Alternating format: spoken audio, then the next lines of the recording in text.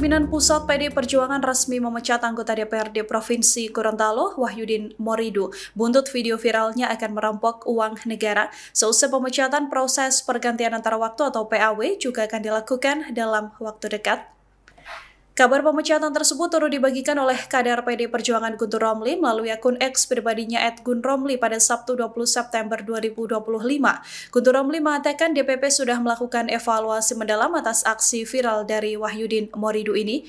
Pemecatan tersebut juga dikonfirmasi oleh Ketua DPP PDI Perjuangan Bidang Kehormatan, Komarudin Watubun melalui sebuah keterangan pada Sabtu 20 September 2025.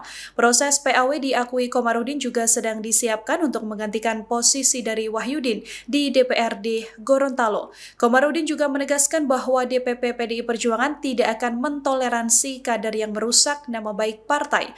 Oleh karena itu, ia mengimbau semua kadernya di Indonesia untuk tidak melakukan tindakan yang mencederai partai dan hati masyarakat.